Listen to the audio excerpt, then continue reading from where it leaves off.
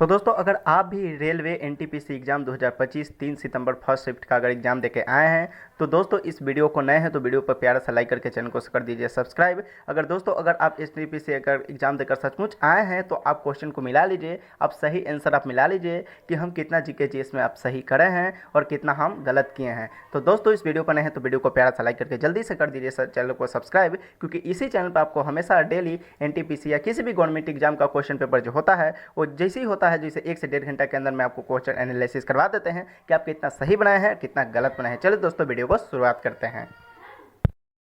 दोस्तों आपका पहला प्रश्न है कि मध्य प्रदेश में विंध्याचल की कैमूर पहाड़ियों से बिहार के किस जिला के सीमा से मिलती है? तो दोस्तों इसका सेंस हो जाएगा आपका क्या हो जाएगा, रोहतास हो जाएगा।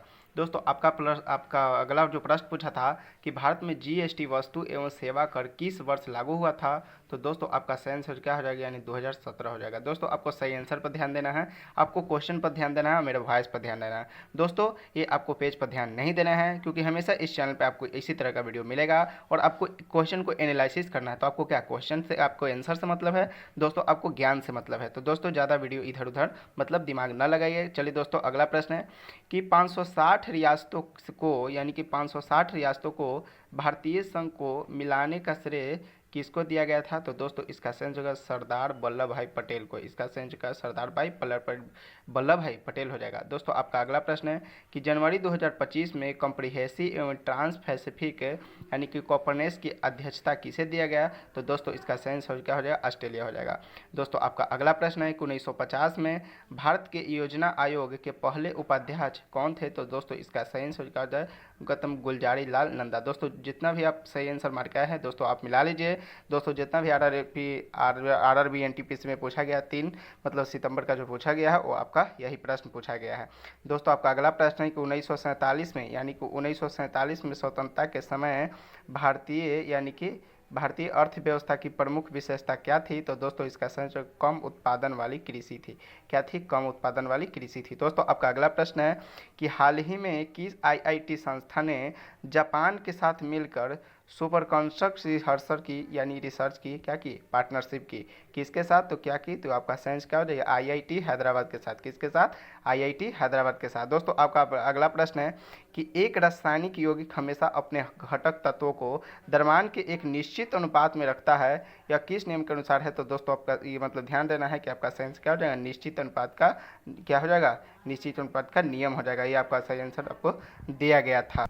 चलिए दोस्तों नेक्स्ट क्वेश्चन की ओर बढ़ते हैं कि भारत के सर्वोच्च न्यायालय का मूल यानी कि न्याय क्षेत्र क्या है? तो दोस्तों इसका सेंस होगा राज्यों और संघ के बीच विवाद था। राज्यों और संघ के बीच क्या था? विवाद था। आपका सेंस क्या है? राज्यों और संघों के विवाद था। दोस्तों आपका अगला प्रश्न पूछा था कि कैलवरी यानी क्लास पनडुब्बी का अंतिम परीक्षण कहाँ किया था? तो दोस्तों इसका सेंस क्या है? भारत में। दोस्तों आपका अगला प्रश्न है कि ट्रांसपैसिफिक यानी कि 2025 कार्यक्रम कहाँ आयोजित किया गया था? तो दोस्तों इसका सेंस होगा संयुक्त राज्य अमेरिका किया गया था। कहाँ किया था? संयुक्त राज्य अमेरिका किया गया था। दोस्तों आपका अगला प्रश्न है कि भारत के मुख्य न्यायाधीश बी.आर. गवई का कार्यकाल कितने दिनों का था? तो दोस्तों इसका सेंस का 6 महीना हो जाएगा। आपका 6 महीने यानी कि 180 दिन याद रखना है। दोस्तों आपका अगला प्रश्न कि भारत के संविधान की कौन सी अनुसूची पूर्वोत्तर राज्यों के अलावा अन्य राज्य में अनुसूचित क्षेत्रों और अनुसूचित जनजातियों के प्रशासन और नियंत्रण का प्रावधान करती है? तो दोस्तों इसका सेंस क्या हो जाएगा, यानी कि 5वीं अनुसूची हो जाएगा। दोस्तों आपका अगला प्रश्न है कि मार्च 2025 के लिए आईसीसी की पुरुष प्लेयर ऑफ द मंथ किसे नामित किया गया था? तो दोस्तों इसका सेंस हो गया श्रेयस अय्यर को। दोस्तों आपका अगला प्रश्न है कि खेलो इंडिया पैरा यानी कि गेम्स 2025 का दूसरा संस्करण कहाँ आयोजित किया गया था? तो इसका साइंस हो जाएगा यानी कि नई दिल्ली। इसका सही आंसर नई दिल्ली हो जाएगा। दोस्तों आपका अगला प्रश्न है कि भारत के लोकपाल कौन नियुक्त किए जा सकते हैं? तो दोस्तों इसका साइंस होगा रिटायर्ड सुप्रीम कोर्ट के द्वारा किया जाएगा। चलिए दोस्तों नेक्स्ट क्वेश्चन की ओर बढ़ते हैं कि जब डेमोक्रेटिक यानी कि अल्कोहल यानी कि ऑर्गेनाइजेशन के सल्फ यानी कि किसके साथ SN2 यानी कि SN2 ही के नाम से जानते हैं यानी मैग्नीज्म के माध्यम में प्रतिक्रिया करके यानी कि ईथर बनाता है, तो इस प्रक्रिया को क्या कहते हैं?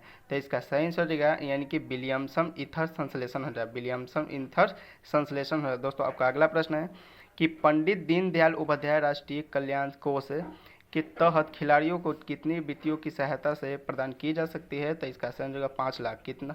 इसका 5 लाख के अनुसार किया जाता है। आपका अगला नंबर प्रश्न यानी 21 नंबर पूछा था कि बुद्धू भगत ने 1871 से 72 में, यानी कि यहाँ 71 से 72 पूछा था, लेकिन आपका फर्स्ट सीटिंग था तो 3 सितंबर का 1831 से 32 में किस विद्रोह का नेतृत्व किया था? तो इसका सही आंसर है कोल विद्रोह का, जो अमेरिका में स्थित है। आपका अगला प्रश्न है, कहता है किस मंत्री ने भारतीय विमानन अकादमी में विमान कैरियर प्रोग्राम शुरू किया था? तो इसका सही आंसर होगा श्री राम मोहन नायडू हो जाएगा। आपका अगला प्रश्न है कि यूनाइटेड किंगडम को चाकोस द्वीप समूह किस देश को सौंप दिया था? इसका सही आंसर होगा मॉरिशस हो जाएगा। इसका सही आंसर हो जाएगा मॉरिशस। आपका अगला प्रश्न है अर्थव्यवस्था में वैश्वीकरण के क्या अर्थ है? तो इसका सही आंसर एकीकृत वैश्विक यानी कि बाजार बनता है। इसका सही आंसर राइट आंसर ये हो जाएगा। आपका अगला प्रश्न है ग्रीन रिवोल्यूशन यानी ग्रीन रिवोल्यूशन में कोटोबाजिन में जेमस का प्रयोग किसका द्वारा किया गया था, जो बना कर किया था? तो इसका सही आंसर केमिकल उर्वरक के द्वारा किया गया था। आपका अगला प्रश्न है कि खेलो इंडिया गेम्स का मुख्य उद्देश्य यानी कि किसके द्वारा किया गया था? तो मुख्य उद्देश्य के साथ साथ इसको मुख्य उद्देश्य के नाम से भी जाना जाता है। युवाओं में खेलों में बढ़ावा देने, युवाओं में खेलों का बढ़ावा देना, साथ साथ ये प्रधानमंत्री नरेंद्र मोदी के द्वारा कहा गया था। आपका अगला प्रश्न है कि पंचग्राम को प्रशासन और संग्राम इकाई को रूप से किस वंश के द्वारा किया गया था? इसका सही आंसर होगा पांडे वंश के द्वारा। आपका अगला प्रश्न है कि एड्स की बीमारी का पहला केस यानी मरीज कहाँ मिला था या कब मिला था? तो 1981 ईस्वी में मिला था। सबसे पहला एड्स की बीमारी का मरीज हमारा 1981 ईस्वी में मिला था। आपका अगला प्रश्न है कि केरल में स्वास्थ्य संबंधित कौन सी स्कीम थी? तो इसका सही आंसर होगा कोरोना आयोजन सुरक्षा पद्धति था। आपका अगला प्रश्न और लास्ट प्रश्न और आखिरी प्रश्न, किस मामले में यह निर्णय लिया गया कि भारत का संविधान के मूल संरचना सिद्धांत को स्थापित किया जाएगा?